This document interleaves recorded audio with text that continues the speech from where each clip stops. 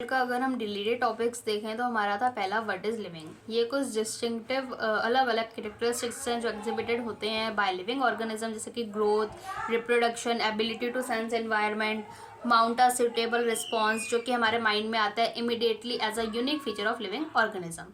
कुछ फीचर्स जैसे कि हमारा metabolism, ability to self replicate, self organize, interact and emerge to this levied.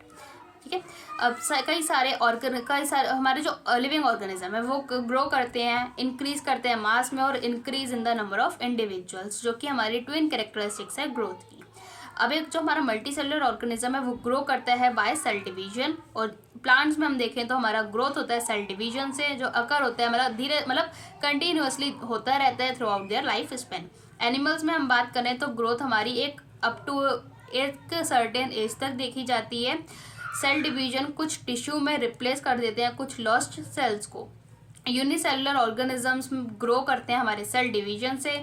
ये ऑब्जर्व होता है, can observe this in vitro culture by sampling, इसको हम इन विट्रो कल्चर से ऑब्जर्व कर सकते हैं by simply counting the number of cells microscope के अंदर देख के। मेजॉरिटी ऑफ हायर प्लांट्स और एनिमल्स जो होते हैं हमारे, जिसमें ग्रोथ और रिप्रोडक्शन हमारी म्यूचुअली एक्सक्लूसिव अलग अलग इवेंट्स होते हैं, ठीक है, हायर प्लांट्स में, लेकिन लोअर प्लांट्स में वो सेम होते हैं। अब जो इंक्रीज है उनके बॉडी मास में, जिसको हम कंसिडर कर सकते हैं as a growth. Non living organism भी ग्रो करते हैं अगर हम उसकी increase in body mass as a criteria for growth लें, ठीक है। हमारे माउंटेन्स, बोल्डर्स एंड मोल्ड्स भी ग्रो करते हैं, मतलब उनके ऊपर धूल इकट्ठा होती जाती है, मतलब बड़े होते रहते हैं। नॉन लिविंग ऑब्जेक्ट्स ग्रोथ, अब जो नॉन लिविंग ऑब्जेक्ट्स में ग्रोथ है वो कैसे हो रही है, उनके मतलब इस बाय एक्यूमुलेशन ऑफ मटेरियल, मतलब कोई भी मटेरियल है वो इकट्ठा होता जा रहा है उनके सरफेस पे। लिविंग ऑर्गेनिज्म अंदर से ग्रो करता है, ग्रोथ इज फ्रॉम इनसाइड। अब जो ग्रोथ है उसको हम एक डिफाइनिंग प्रॉपर्टी की तरह नहीं ले सकते एक लिविंग ऑर्गेनिज्म की। Conditions under which it can not be observe, कुछ कंडीशन जिसके अंदर ही ऑब्जर्व नहीं किया जा सकता, वो क्या है, हमारे लिविंग ऑर्गेनिजम्स हैं। All living organisms have to be explained and then we understand it is characteristics of living organisms. Dead organism does not grow. Reproduction जो कि हमारे कैरेक्टरिस्टिक है लिविंग ऑर्गेनिज्म का, मल्टीसेलुलर ऑर्गेनिजम्स में रिप्रोडक्शन रेफर करता है to as a production of progeny, मतलब progeny को प्रोड्यूस करना, जो कि प्रोजेस करती है कुछ फीचर्स ज़्यादा या लेस सिमिलर अपने वेरिएंट से। ये इनवेरिएबली और इम्प्लिसिटी रेफर करते हैं हम इसको एज अ सेक्सुअल रिप्रोडक्शन, जिसमें ऑर्गेनिज्म रिप्रोड्यूस कर सकता है एसेक्सुअल मीन्स से। फंजाई मल्टीप्लाई करते हैं और बहुत जल्दी फैल जाते हैं मिलियंस ऑफ एसेक्सुअल स्पोर्स की वजह से, जो भी वो प्रोड्यूस कर रहे हैं। लोअर ऑर्गेनिजम्स जैसे कि ईस्ट और हाइड्रा में बडिंग देखी जाती है। प्लेनेरिया जैसे फ्लैटवॉर्म्स में ट्रू रीजनरेशन देखा जाता है, मतलब एक पार्ट कट गया तो वो अपना पूरा प्लांट फिर से उगा लेगा। फंजाई, फिलामेंटिया, एल्गियन, प्रोटोनिमा ऑफ मॉसेस, ये सारे बहुत ही ईजिली मल्टीप्लाई कर जाते हैं फ्रेगमेंटेशन से। यूनिसेलुलर ऑर्गेनिजम्स जैसे कि bacteria, unicellular algae and amoeba, ये रिप्रोडक्शन इसमें सिनोनिमस होती है ग्रोथ के साथ, मतलब सेम होती है, सिंक्रोनाइज होती है। इसका मतलब ये increase in number of cells, मतलब नंबर ऑफ सेल्स में क्या हो रहा है, इंक्रीज हो रहा है। कई सारे ऑर्गेनिजम्स रिप्रोड्यूस नहीं कर सकते, जैसे कि हमारे म्यूल्स हो गए, स्टेराइल वर्कर्स बीज हो गई, इनफर्टाइल ह्यूमन कपल्स हो गए। अब जो रिप्रोडक्शन है, इसीलिए हम रिप्रोडक्शन को भी all inclusive defining characteristics of living organism नहीं मान सकते। नो नॉन लिविंग ऑब्जेक्ट, कोई सा भी नॉन लिविंग ऑब्जेक्ट कैपेबल नहीं है रिप्रोड्यूस कराने को या फिर रेप्लिकेटिंग बाय इटसेल्फ। दूसरा कैरेक्टरिस्टिक्स क्या है हमारी लाइफ का, वो है हमारा मेटाबॉलिज्म। जो भी हमारी लिविंग ऑर्गेनिजम्स जो कि केमिकल से बने हैं, चाहे वो छोटे हों चाहे वो बड़े हों, वो बिलोंग करते हैं कई सारे थाउजेंड्स ऑफ मेटाबॉलिक रिएक्शन है जो अकर हो रही है साइमल्टेनियसली, मतलब एक अपने आप से इनसाइड ऑल लिविंग ऑर्गेनिज्म, चाहे वो यूनिसेलुलर हो या मल्टीसेलुलर हो। सारे प्लांट्स, एनिमल्स, फंजाइज, माइक्रोब्स हमारे एग्जिबिट करते हैं मेटाबॉलिज्म को, जिसको हम क्या कहेंगे, sum total of all chemical reaction जो कि अकर हो रहा है एक बॉडी के अंदर, वो हमारा मेटाबॉलिज्म है।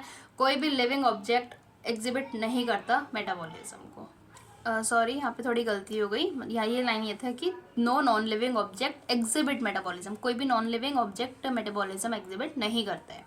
मेटाबॉलिज्म रिएक्शंस जो कि डिमॉन्स्ट्रेटेड हो सकती हैं बॉडी के बाहर भी, एक सेल फ्री सिस्टम में एक आइसोलेटेड मेटाबॉलिकल रिएक्शन और बॉडी के बाहर एक ऑर्गेनिज्म की परफॉर्म कर दी जाती है टेस्ट ट्यूब के अंदर, जो कि ना कि लिविंग होती है ना कि नॉन लिविंग होती है।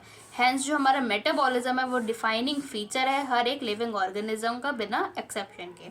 आइसोलेटेड मतलब अकेले कह सकते हैं isolated metabolic reactions in vitro are not living but surely a living reaction. Isolated metabolic reactions in vitro में लिविंग नहीं होती लेकिन लिविंग रिएक्शंस श्योरली होती हैं, ठीक है। हैंस जो सेल्यूलर ऑर्गेनाइजेशन है एक बॉडी का, वो डिफाइनिंग फीचर है लाइफ फॉर्म्स का। तो मोस्ट ऑब्वियस और जो टेक्निकली कॉम्प्लिकेटेड फीचर है हर एक लिविंग ऑर्गेनिज्म का, वो है ability to sense their surrounding और environment and respond to their environment stimuli which could be, जो कि क्या हो सकती है फिजिकल, केमिकल और बायोलॉजिकल।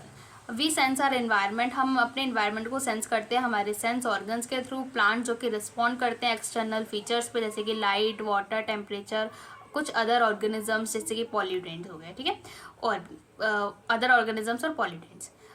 सारे ऑर्गेनिजम्स, ऑल ऑर्गेनिजम्स हमारे प्रोकैरियोट से लेकर मोस्ट कॉम्प्लेक्स यूकैरियोट्स तक वो सेंस करते हैं और रिस्पॉन्ड करते हैं एनवायरमेंटल क्यूज पे। फोटो पीरियड जो कि अफेक्ट करता है रिप्रोडक्शन को हमारे सीजनल ब्रीडर्स में, दोनों ही प्लांट्स में और एनिमल्स में। हर एक ऑर्गेनिजम्स हैंडल करता है कुछ केमिकल्स को जो उनकी बॉडी में एंटर कर रहे हैं। तो ये जो सारे ऑर्गेनिजम्स हैं ये अवेयर होते हैं उनकी सराउंडिंग से। ह्यूमन बींग्स सिर्फ एक ऐसे ऑर्गेनिज्म हैं जो हम अपने मतलब अवेयर होते हैं अपने आप से, दैट इज़ मतलब उनके पास क्या होता है, सेल्फ कॉन्शियसनेस होता है, ठीक है। कॉन्शियसनेस इसीलिए therefore become the defining feature of all living organisms. जब भी बात आती है ह्यूमन बींग्स की तो वो काफ़ी डिफिकल्ट हो जाता है डिफाइन करना एक लिविंग स्टेट को। जब हम ऑब्जर्व करते हैं एक पेशेंट को जो मतलब एक पेशेंट को जो कि कोमा में है, एक हॉस्पिटल में एक पेशेंट है जो कोमा में है, जो कि वर्चुअली सपोर्टेड है मशीन्स के थ्रू, जो रिप्लेस कर रहा है हार्ट और लंग्स को। अब ये जो पेशेंट है ये ना मतलब दूसरी तरफ से हम क्या कह सकते हैं, ये जो पेशेंट है ब्रेन डेड है, मतलब इसका दिमाग काम नहीं कर रहा है। ये जो पेशेंट है इसके पास कोई भी सेल्फ कॉन्शियसनेस नहीं है। ये वो पेशेंट्स हैं जो कभी भी अपनी नॉर्मल लाइफ में वापसी नहीं आ सकते। तो ये लिविंग कहलाएंगे, ये नॉन लिविंग कहलाएंगे, ये लिविंग कहलाएंगे।